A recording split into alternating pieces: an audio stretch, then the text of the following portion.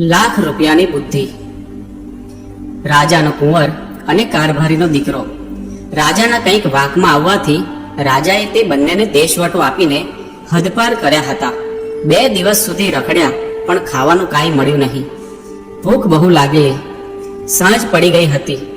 એક ઝાડ પાસે આવીને બંને જણાએ ત્યાં આરામ કર્યો. વહેલી સવારે કારભારીના દીકરાને રાજાના કુંવરે કહ્યું કે બાજુના ગામમાંથી કંઈ ખાવાનું મળે તો લઈ આવો. કારભારીનો દીકરો ગામમાં ગયો. તે વખતે આગલે દિવસે તે ગામનો રાજા મરી ગયેલો. તેને કોઈ વારસદાર ન હતો. એટલે બધાએ ઠરાવ કરેલો કે જે વહેલો દરવાજામાં બેસે તેને રાજગાદીએ બેસાડવો. કારભારીનો દીકરો સવારના પહોરમાં સૌથી પહેલો આવ્યો.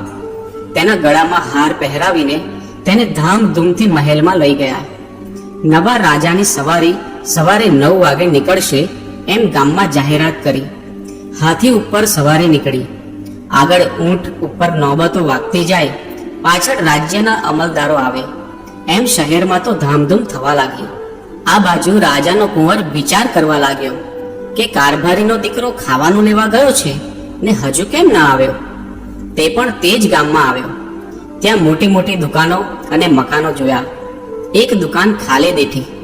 તે દુકાન ઉપર પાટિયું લગાવ્યું હતું, બુદ્ધિનો વેપાર. રાજકુંવરને આશ્ચર્ય થયું. ત્યાં જઈને તેણે પૂછ્યું, શું વેચો છો? શેઠ કહે, બુદ્ધિ.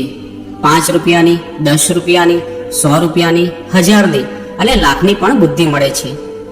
રાજાના કુંવર પાસે વીંટીમાં રૂપિયા લાખનો હીરો જડેલો હતો. તે આપીને તેણે લાખ રૂપિયાની બુદ્ધિ લીધી. શેઠે એક કાપલીમાં લખી દીધું, પોતાનો નોકર હોય પણ તેને ઊંચી પદવી મળે તો તેને સલામ ભરવી, પણ તેના પર ગુસ્સો ન કરવો. આ કાપલી લઈને કુંવર તો જતો હતો. ત્યાં સામેથી નવા રાજાની સવારી નીકળી. પોતાના નોકરને રાજા બની ગયેલો દીઠો. ભૂખ્યા થયેલા કુંવરને ગુસ્સો તો ચડ્યો જ હતો. જો મળે તો હમણાં તેને ઠપકારું. એટલે પહેલા તો ચીડ ચડી, પણ લાખ રૂપિયાની કાપલીમાં લખેલું યાદ આવ્યું. એટલે એણે ગુસ્સાને રોકીને રાજાને સલામ ભરી. હાથી ઉપર બેઠેલા રાજાની નજર કુંવર ઉપર પડી એટલે તરત જ તે ઝંખવાણો પડી ગયો. તેના મનમાં વિચાર થયો, મને નાસ્તો લેવા મોકલ્યો છે અને હું હાથીએ ચડી બેઠો છું.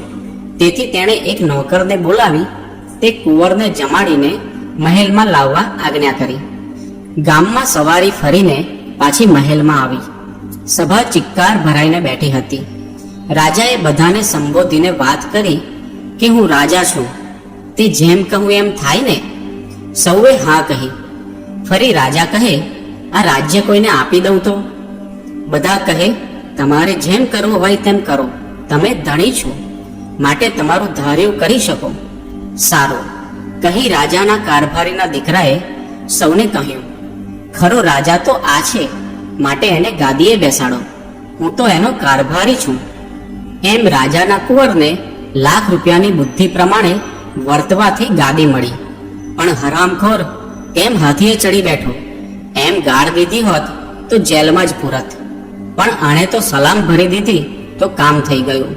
રાજાના કુંવરને જેમ લાખ રૂપિયાની બુદ્ધિ કામ આવી, તેમ મોક્ષની બુદ્ધિ એવા સત્પુરુષ હોય તેમની પાસેથી શીખાય છે.